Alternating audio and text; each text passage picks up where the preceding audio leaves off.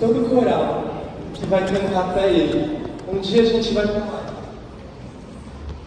num auditório único, cantando para Ele, dia e noite sem parar.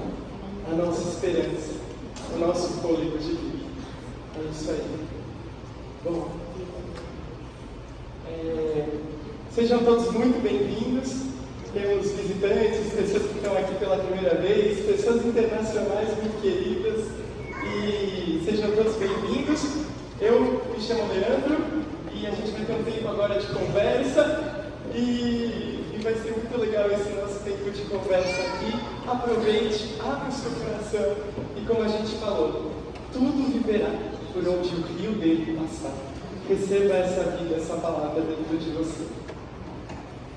Bom, eu comecei a pensar um pouco sobre essa questão dos ramos naquela época, né? Eu acho que, você imagina, Jesus para aquelas pessoas era a resposta. Eles queriam celebrar, eles queriam festejar que ele estava lá, eles queriam fazer assim, e aí pegar os ramos e chacoalhar o que eles tinham na mão naquela época para fazer assim, né? O rei e tal. Era o recurso que eles tinham nas mãos. Eu fiquei pensando, se fosse lá nos anos 90, quando eu era criança, os ramos virariam aquele pompom lá. Não sei quem lembra dos programas de auditório. Acho que o meu sonho na infância era ter um deles em casa, para ficar assim, quando alguém ganha, quando alguém passa.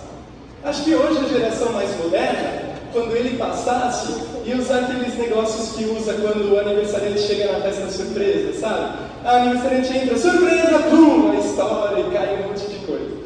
Eu acho que isso, hoje em dia seria aquilo, todo mundo estourando aqueles negócios. Mas, se você abrir lá, em Mateus, se você está aí com a sua Bíblia, pode abrir, senão eu abro, a gente lê junto. Mateus capítulo 21, que é o capítulo que descreve esse trecho que nós estamos relembrando hoje. Mateus 21, 8, fala assim. Mateus capítulo 21, versículo 8. Uma grande multidão estendeu seus mantos pelo caminho. Outros cortavam ramos de árvore e os espalhavam pelo caminho. A multidão ia adiante e gritava Hosana nas alturas, que foi o que a gente cantou agora.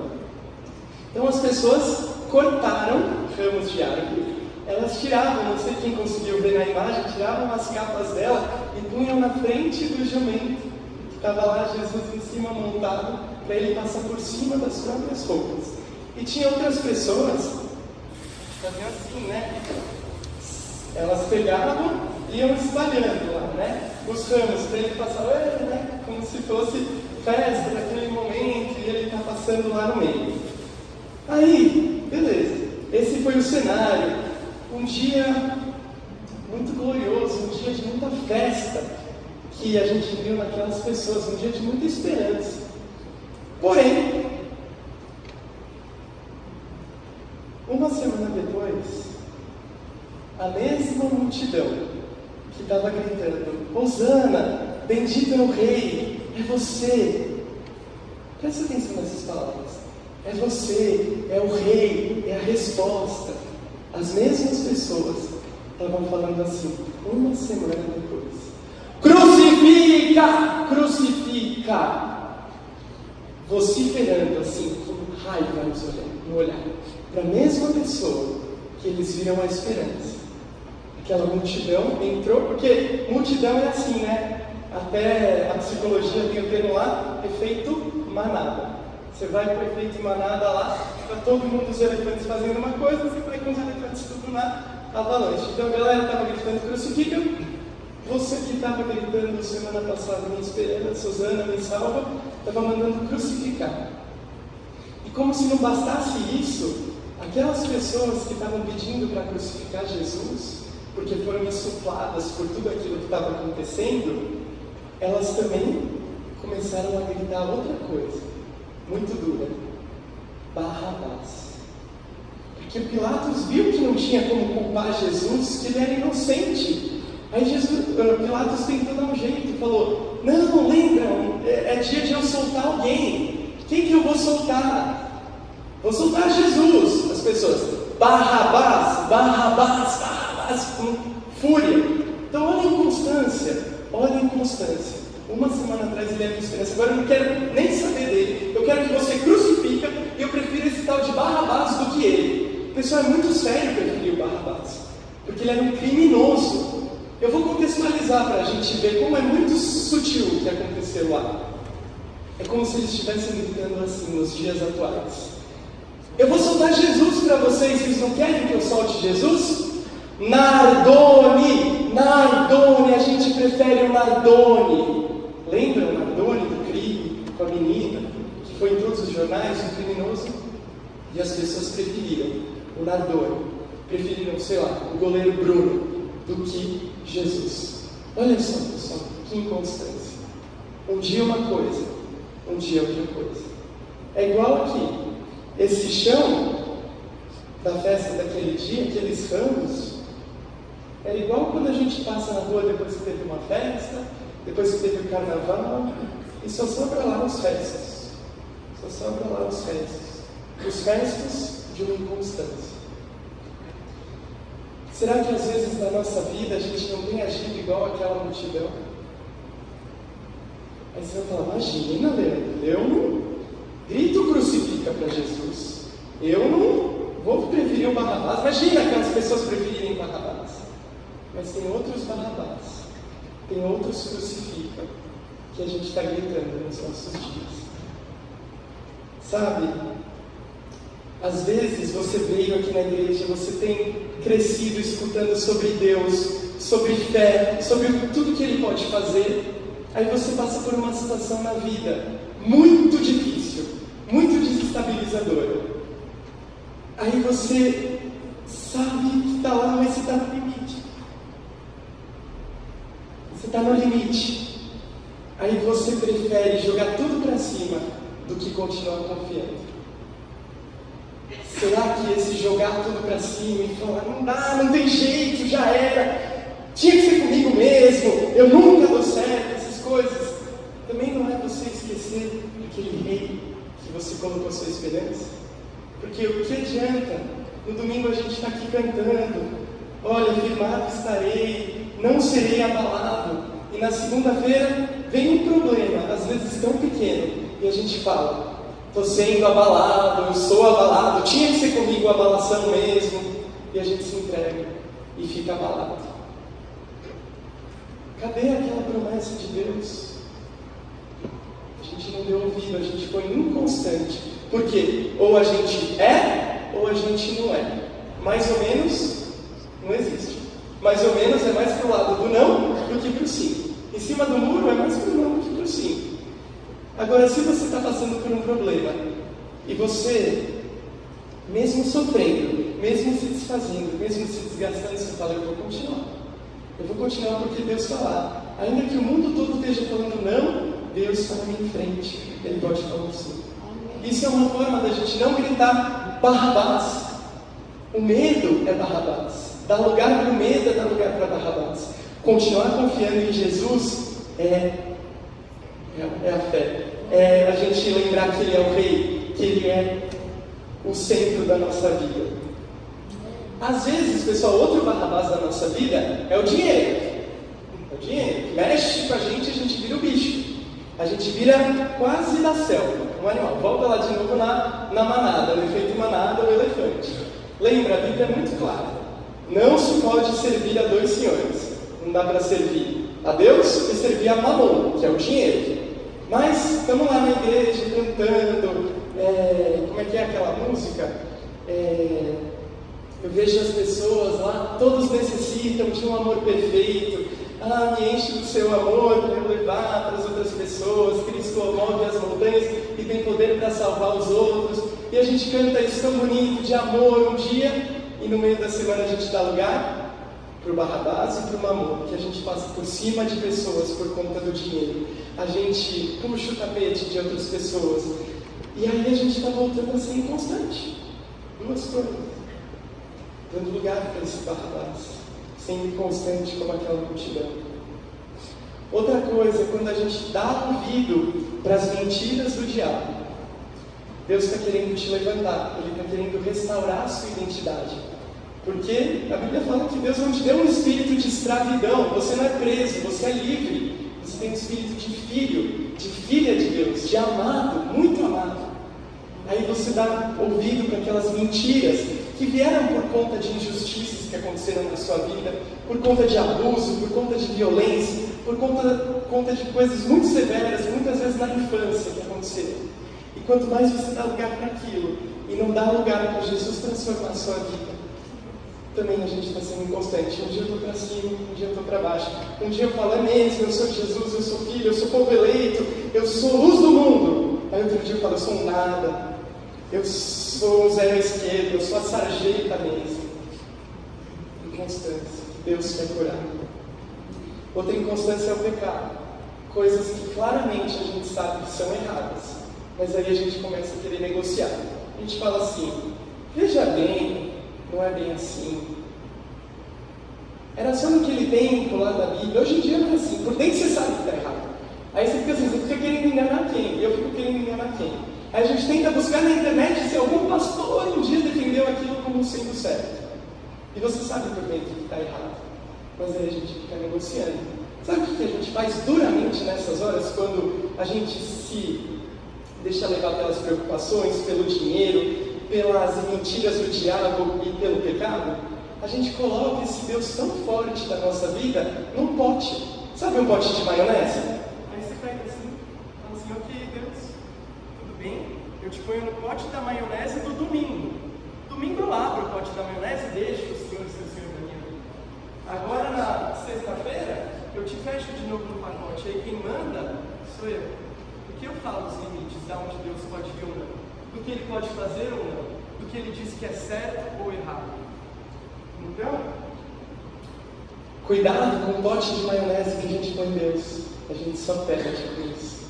Em vez de jogar o potezinho da religião de lado e deixar esse Deus todo-poderoso ser o rei, Ele comandar, Ele tomar o controle da nossa vida e Ele nos ensinar.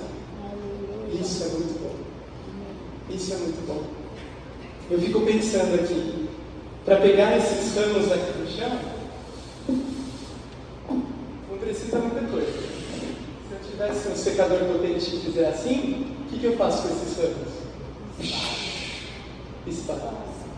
Aí, esses ramos que podiam ser da árvore plantada junto aos ribeiros de água, que dá o seu fruto na estação própria, que é como Deus chama a gente no Salmo 1, ele vira a palha levada pelo vento. Não precisa de muito esforço não, com o pé mesmo, eu já levo de um lado para o outro. Tiago também fala isso, que aquele que duvida é semelhante à onda, né? Levar para lá e para cá. Não é esse o plano de Deus para a sua vida. Não é esse o plano de Deus para a nossa vida. Ele tem muito mais. Muito mais. E hoje em dia, eu estou aqui com esse privilégio de conversar com cada um, para estimular a gente não ser um ramo no fim da festa, que já é, mas para a gente ser uma grande árvore plantada, que o nosso tronco é Jesus, e nós somos os ramos. E olha quanta gente nós estamos aqui hoje. Se a gente for um monte de ramos, que árvore linda que vai ficar, frondosa, que vai ser sombra e alívio para muita gente aí fora que está precisando. Porque tem umas árvores que são meio fake, você vai embaixo dela, elas não te fazem sombra, porque está faltando ramo lá. Agora, se a gente se juntar e for essa árvore, a gente vai ser o alívio que tanta gente está precisando. E melhor ainda, quando a gente der mais e mais frutos. Imagina os frutos caindo lá, tão gostosos, para ajudar quem está precisando. Vamos ser a árvore, pessoal? Vamos ser essa árvore?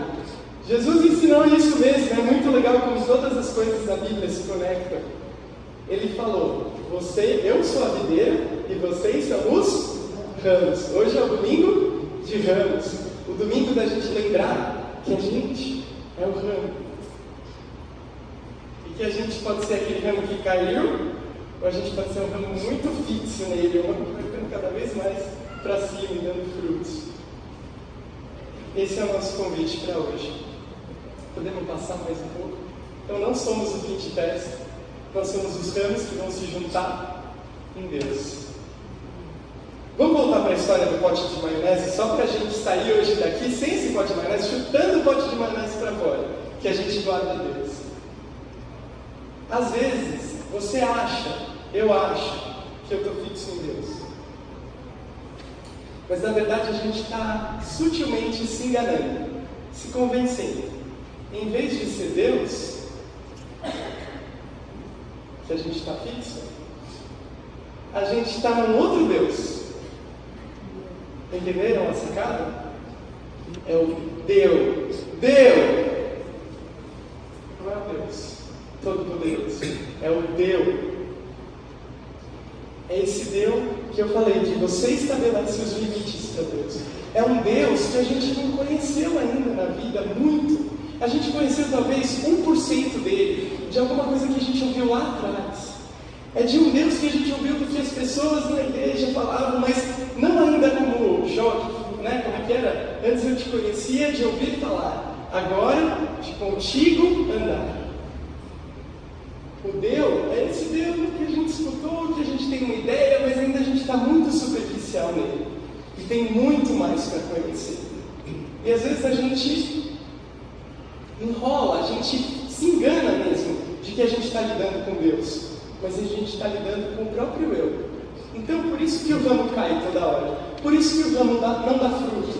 Porque ele é uma coisa, sabe assim, se eu for lá na árvore agora, a gente colocou aqui com fita crepe, né? Eu estava falando com a minha mãe que me ajudou aqui na hora de colar. Também queria agradecer a Débora e o tio Ferrado que estão por aí, que ajudaram a providenciar a tia Angel, a providenciar os ramos para a gente. Aí a minha mãe falou, vou colar com fita crepe. Eu falei, mãe, no meio do louvor, eu já estava pensando comigo, vai cair e tal, porque é fita crepe. O Deus é só uma fita crepe, o eu é só uma fita crepe. Segura por uma semana, segura enquanto as suas filosofias durarem na cabeça, segura enquanto a gente consegue aguentar. Mas o Deus é sobrenatural, Ele dá a força que a gente não tem. Lembra aquele versículo? O meu poder se aperfeiçoa na sua fraqueza, porque é quando você está fraco, né, que você é forte, por causa de Deus. Para que, gente, a gente viver só com uma fita crepe, colado em Deus com uma fita crepe, quando a gente poderia estar fixado de verdade nele? Acho que a cruz foi tão dolorosa, aqueles pregos foram tão profundos, para a gente realmente entrar nele, entrar fixo.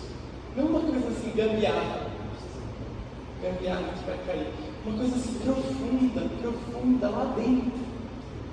Para a gente receber da seiva dele, que é o Espírito, e para ele nos sustentar.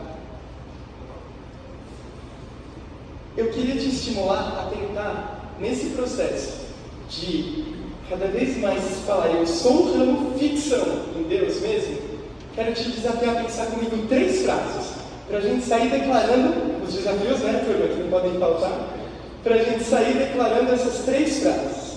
Então vamos lá ver quais são essas 3 frases para tirar esse Deus fora, que não vale nada, e se fixar em Deus. A primeira é de uma música que eu gosto bastante, que chama Tira os Meus Pés do Chão. E a cantora dessa música, ela já começa assim: tira os meus pés do chão. Você tem coragem de dizer isso? Ela fala assim. Porque às vezes a gente entrega coisa para Deus na nossa vida, mas a gente fica segurando do outro lado. Então a gente não tira os pés do chão. A gente fala assim, toma Deus, tudo entregarei. Fica, né, segurando. Então eu entrego minha família, só que, né, não descansa. Eu entrego meu trabalho, o que vier acontecer, mas não descanso. Eu me dou por chamado, mas volto a segurar, né? Não tira os nossos pés do chão. Aí, é igual aqueles brinquedos que eu tenho pavor de só imaginar assim, aqueles, sabe, Evolution, Cataclismo, sei lá, que você sentava, aí você sentava num negócio que os seus pés só estão no chão porque o brinquedo está no chão. Mas quando ele começava a fazer assim, uau, não tem negócio para pôr o pé. É o pé balançando. Aí vai, ramo é assim, pessoal. Ramo, balançando. Mas ele está firme, por mais que ele balance. A gente pode balançar, mas a gente não é abalado. Será que a gente consegue entregar a nossa vida mais para Deus de verdade? E confiar e não ter negociação? Com tudo isso que a gente passou de desafio com a Ju, eu lembro que quando a gente chegou lá no hospital, no pronto-socorro, no dia que ela precisou ser internada, e tudo aconteceu lá, eu lembro de que a gente via que era alguma coisa que estava incomodando ela, tipo uma secreção carregada, que não saía. Aí eu mandei no grupo da igreja, galera, vamos orar pela Ju, estamos aqui no hospital porque estava bem preocupante. Aí, beleza, estamos lá. Aí o que eu vi? Eu vi lá no pronto-socorro, entrou uma fisioterapeuta com uma sonda e ela conseguiu tirar a secreção. Aí eu falei, pronto, resolvido, obrigado, agora já está tudo bem. Isso nas primeiras horas que a gente chegou. Mal eu imaginava tudo que vinha pela frente, né? Que era Deus me ensinando. Porque eu imaginava, eu pedi, a fisioterapeuta já tirou, já está tudo resolvido. Mas Deus estava tirando os nossos pés do chão e levando para um desafio maior. E que Ele foi fortalecendo a nossa fé cada dia. Teve uma cirurgia naquela noite, todo um período de reabilitação. A Ju não pode estar aqui hoje porque o Home Care tem as burocracias dele de liberar as saídas. E a gente está esperando tudo isso em Deus. Tem dias que é difícil? Muito. Mas aí a gente vai e continua. Por quê? Porque o mesmo Deus, o mesmo Jesus, que chamou Pedro, vem cá, anda sobre as águas. Ele chama eu e você, a nossa vida, pessoal. Não vai achando que a gente vai entrar, andar num terreno assim, duro, firme. Às vezes vai ser uma água que a gente sente que é uma água. Eu falei que às vezes dá uma balançada, mas é no fundo. Enquanto Pedro estava olhando para Jesus, ele estava andando sobre as águas. Quando ele olhou para o problema, olhou para a água e esqueceu de Jesus, ele começou a afundar. E nossa vida é assim, Deus vai tirar os nossos pés do chão, mas Ele vai estar lá segurando com o olhar dele. Não perde esse olhar, por mais duro e difícil que seja, por mais que te raspe o corpo todo, isso é um caminho muito estreito. Vai em frente, pela fé. Fala assim, dessa vez eu vou ser diferente. Até agora eu arriei, até agora eu desisti, eu me entregava na primeira. Agora eu continuo, porque os meus olhos com Ele, mesmo eu andando sobre as águas, eu não sou inconstante, eu gosto mais. Eu deixo de tirar os meus pés do chão quando for necessário, porque no mundo teremos aflições, mas a gente tem bom ânimo, a gente tem um olhar fixo nele. Amém? A próxima frase, que é desafiadora também, é quando a gente convida Deus para entrar de verdade nos nossos quartos fechados. Eu não falei que era um negócio profundo?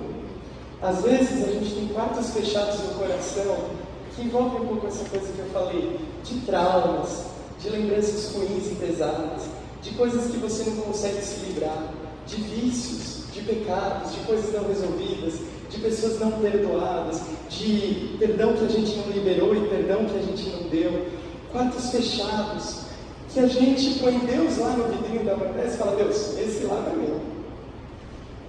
Esse não tem jeito. Esse nem Jesus. Como a gente às vezes consegue nem pensar que Jesus vai resolver isso? É claro que Ele pode. Lembram da mulher samaritana? Ela teve um papo tão único com Jesus, num tempo que mulheres e homens não podiam falar, né, em público, imagina.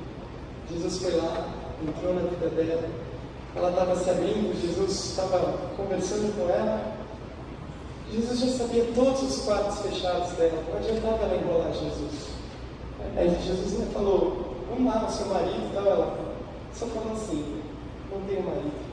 Aí eu sei, você já teve quantos outros? E esse que você está agora nem é o seu marido. Jesus já sabe todos os nossos quartos fechados, Ele é onisciente. Por que a gente fica escondendo e enrolando Ele?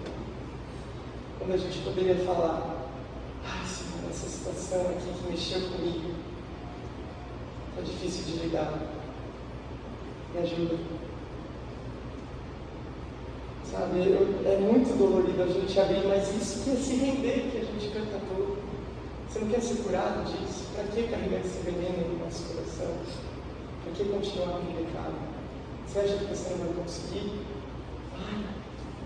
Pode demorar, pode ter recaída, mas tem, vai em frente, olha para Ele, mesmo sobre as águas. Deus, entra nos meus quartos fechados. Quando eu estava orando antes da mensagem, eu estava querendo muito, sentindo muito isso, né? Tem que ser profundo, pessoal. Não pode ser só não tenho marido. Tá tudo bem já. Vamos resolver profundamente. Vamos deixar Deus tratar. Deixa Ele pegar essa coisa assim. Pessoal, Deus é tão lindo. Ele escolheu entrar numa carruagem lá no Monte das Oliveiras. Ele escolheu entrar no conversível. Ele escolheu entrar de avião, de helicóptero. Ele escolheu entrar no foguete. Não. Nem cavalo ele escolheu. Ele escolheu um jumentinho, filhote. Você vê lá na cena, Jesus é maior que o jumento. Mas ele escolheu. E o profeta já dizia que ele ia vir dessa forma. Que ele ia vir manso e um jumentinho. É assim que ele entra na nossa vida. Ele convida a gente para abrir a porta. Sabe, pessoal, vir na igreja todo domingo, ter crescido na igreja, ter, sei lá, ouvido a aula da escola dominical, às vezes não é suficiente se você não abrir uma porta. Abre a porta. E fala, Deus, agora eu quero te conhecer de verdade, de contigo andar. Entra mesmo. Entra. Ele vai entrar manso e suave, com o jumentinho dele. E vai começar a obra de verdade. Porque Jesus, Ele não faz pela metade. Jesus não tipo te cura. Né? Jesus não resolve a sua tristeza, a sua depressão, o seu luto pela metade. Ele resolve inteiro. Basta a gente confiar. Talvez você tenha lá um conflito, uma situação que mexe com a sua sexualidade, adultério, aquela coisa que não está legal. Aí Deus vem com um jumentinho. Vamos corrigir isso. Vai dar jeito, vai dar certo. Vamos lá. Ele entra, não tem impossível para Deus. Em algum momento da vida a gente deu mais ouvido para o mundo, mais ouvido para um secador que estava me pressionando, do que para o autor da vida. Vai, entrega tudo, deixa isso para lá, isso não é para sua vida. E a gente escutou um secador. Em vez de ter deixado Jesus me curar. Deixa Jesus te curar. Deixa Jesus te curar. Jesus cura fisicamente, Jesus cura espiritualmente. A gente está vivendo um desafio com a Ju fisicamente. E eu tenho pedido a Deus pela cura completa, porque Deus pode. Eu não quero ir até o medicamente possível. O medicamente possível? O medicamente possível. Aí depois eu vou falar, agradeço a igreja porque a gente orou e vivemos o medicamente possível. Beleza, às vezes vai ser medicamente. Mas o meu Deus pode ir além. E se Ele quiser, Ele pode curar o jogo completo. É a vontade dEle. Mas eu não vou deixar um olhar de médico, um olhar de um fonoaudióloga, o que uma pessoa comenta, me parar. E falar assim, a sua fé vai até aqui. Tem médicos muito legais, mas tem médico que quer pôr o meu Deus no pote de maionese dele. E não vai pôr. Tem pessoas que querem colocar o seu Deus no pote de maionese. Não deixe. Mas escuta aqui. Meu Deus não fica em pote de maionese, não fica. E a próxima frase é a gente falar, eu não sei. No trabalho é a frase que eu custo falar. Porque tudo é, não sei, peraí que eu vou lá deixar peraí, tenta já dar um Google na hora para a gente responder. Imagina dizer eu não sei, ele vai achar outro que sabe, né? Por isso que eu não sei, me ajuda, eu não consigo ainda, me ajuda, são frases de humildade. É como se a gente também estivesse pegando o nosso jumentinho e indo atrás de Jesus e falar, Deus, eu ainda não consigo, você me ajuda? Porque a gente é campeão de falar, eu sei. Só que a gente não fala só eu sei também. A gente fala assim, eu sei. Né? A pessoa vem te dar uma dica. Que hoje em dia, né, Moisés aí, tá na moda e tá bonito, um feedback. Imagina, que vai te dar uma exortação, né, vó? É um feedback, para ficar mais legal, mais chique. Então vem a pessoa te dar um feedback. Veja, tenta relevar isso daí. Eu sei. Olha, acho que não foi muito legal isso que você fez. Você já tentou? Eu sei. Desvaza aí, meu. Para de falar tanto eu sei e fala verdade. Né? Com os adolescentes na sala a gente treinou um dia. Fim da aula foi: só frases difíceis de sair da nossa boca, vamos treinar. Tem razão, é verdade, você está certo, eu errei, tentar melhorar. Ai, como dói sair essas palavras. Mas ser um ramo, ser alguém que está profundo, é alguém que está disposto a entregar, a se abrir e falar: eu não sei, Deus, me ensina, eu estou falhando, mas eu ainda sou pequeno, mas você me ajuda. Ai, como Deus é bom, como Deus Ele fortalece a gente, e Ele quer levantar o nosso ramo lá no alto, para a gente ser uma referência para os armênios, aqui para brasileiro, para os nossos amigos, para os nossos familiares, para as pessoas do nosso trabalho. Elas vão ver uma diferença. Nossa, esse daí, numa época que todo mundo era instável, esse não é. A raiz dele é boa. E melhor ainda se tiver o fruto que eu falei. Que é quando você começa a dar um exemplo, quando a gente dá os exemplos, e a gente vê as outras pessoas imitando atitudes nossas, que são atitudes que a gente está imitando de Jesus. Quando a gente vai e a gente dá uma palavra de conforto, quando a gente vai e a gente fortalece alguém, quando a gente pega alguém e fala: posso orar por você? Né? A gente vai imitando ele, e as pessoas vão vendo essa transformação, vão vendo o fruto. Você, né, a gente falou aí tanto de Dia das Mulheres, de ser exemplo, de ver a nova geração. Eu sinto também que os homens, a gente precisa disso, de ser exemplo para a nova geração, ser uma nova referência, eles olharem para a gente, que a gente fala assim muito, né, do que a Bíblia fala, da mulher de ser submissa e tal. Aí beleza, a gente pula a parte dos homens, ó, de que ele tem que amar como Cristo amou a igreja. E esse versículo, né, homens? Vamos ser pessoas que amam como Cristo amou a igreja, que dão sangue pelos outros, que são pais, que são a cura, que são irmãos mais velhos, que tanta gente está aí precisando, e descobrindo as coisas dela no mundo, acertei por bater a cabeça, porque faltou um irmão, um ombro amigo, para falar com elas. Vamos dar esse fruto para a nova geração. Ele vem sobre o juventude, ele quer mudar a história, não importa o que a gente tem passado hoje. Para a gente caminhar para fechar, eu queria contar o caso dessa cantora que ela é uma bênção e as músicas dela me edificam muito, que é a Nívia Soares. Ela canta já há uns 20 anos ou mais. E aí, aqui tem a gravação, depois vocês podem olhar no YouTube. E gente, olha como Deus faz as coisas. Eu não combinei nada com o Danilo, a gente só combinou a música do Osana, e eles escolheram Aclame ao Senhor. E a parte que eu tinha separado justamente hoje para falar foi de quando a Nívia cantou Aclame ao Senhor. Foi a segunda música que a gente cantou aqui no culto hoje. A Nívia cantou com 22 anos essa música. E ela foi lá: alegre te louvo por teus grandes feitos, firmado estarei, sempre te amarei, incomparáveis são as promessas do Senhor. Ela cantou. Só que aí, ela escreveu uma vez e falou: memórias desse tipo iam e vinham à minha cabeça naquela noite de gravação, porque ela sofreu muito com preconceito na infância, ela sofreu muito com a inferioridade, por ela ser negra. Ela disse que o terror fora da igreja, dentro da igreja, era muito forte com os negros, né? Continua até hoje, infelizmente, velado muitas vezes. E ela fala tudo isso que ela sofreu. E ela fala que essas memórias estavam pesadas na cabeça dela naquele dia, muito pesadas. E ela estava cantando: alegre te louvo por teus grandes feitos, firmado estarei, incomparáveis suas promessas. E ela fala: talvez pudesse pegar emprestado as palavras de Jó e afirmar que certo é que falei de coisas que eu não entendia. Eu não estava alegre com a forma que Deus havia me feito. Sentia-me firme como uma geleia e não fazia ideia de quais eram suas promessas para mim. Estava louvando um Deus que não conhecia, que no fundo pouco tinha a ver com Deus da minha infância. Que ela fala que é um Deus que ela tinha medo, né? Aquele Deus não faz isso, menino, senão vai para o inferno.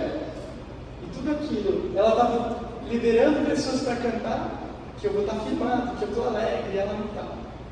Aí, 20 anos depois, teve um dia que eu vi uma cena, por dentro eu me emocionei muito.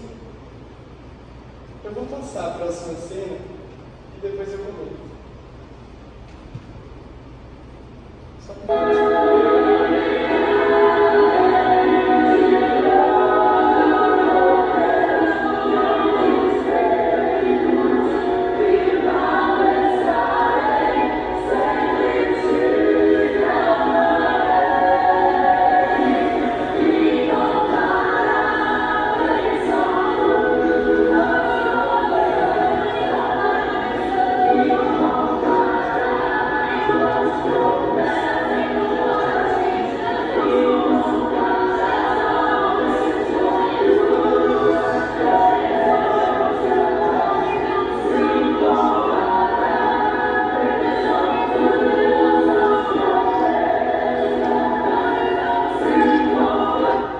será que hoje, depois de todo esse processo que a Lívia se abriu, será que agora ela não está firmada, ela não está alegre, ela está liderando lá uma multidão para declarar essa verdade? Totalmente apaixonada, não sei quem conseguiu reparar, ela está descalça no palco. Fica aí você com seu preconceito, está aí, né? Liderando essa galera aqui para falar que é tudo Ele, que eu vou estar firmado nessa cruz que foi muito difícil, que foi mortal, que foi dolorida, mas que foi cheia de vida para eu viver. Eu estou alegre porque essa cruz hoje me permite sorrir, sem opressão do passado, sem mentiras, sem pecado, sem eu precisar pagar nada, ou sem eu precisar provar a minha santidade, que Ele já fez. Ele vai começar uma nova obra na minha vida. Deus faz assim, Deus transforma. E para a gente fechar, naquela mesma Galileia, naquela mesma Jerusalém, descendo o Monte das Oliveiras, que Jesus viu aquela multidão, Ele ainda olhou com um olhar. Pode passar, por favor.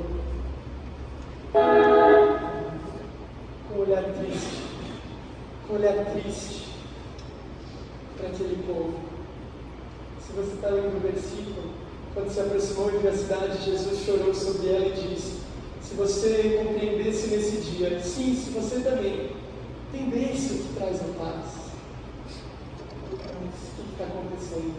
Você não está reconhecendo a oportunidade que Deus está te dando de reconhecer, de entender. Às vezes você está deixando a dureza do seu coração falar mais alto, o trauma, ou então o esfriamento. Quando eu estava orando e pensando na mensagem, eu ainda vejo corações duros, eu ainda vejo corações que estão esfriando, eu ainda vejo corações que podíamos voltar para o primeiro amor, muito forte. E Deus, Ele é um Deus de novos começos. Ele estava olhando isso porque Ele estava falando: eu tenho uma nova esperança para você. Eu sou um Deus do começo, eu que mudo a sua história. Basta você abrir a porta. E como Jesus, eu faço esse apelo hoje. Talvez você ainda não abriu a porta. Você só conheceu 0,01%. Você conheceu Deus no passado e deixou o cano cair pelo secador. Hoje é o dia de recomeçar. E não tem problema se você tem uma igreja há 120 mil anos.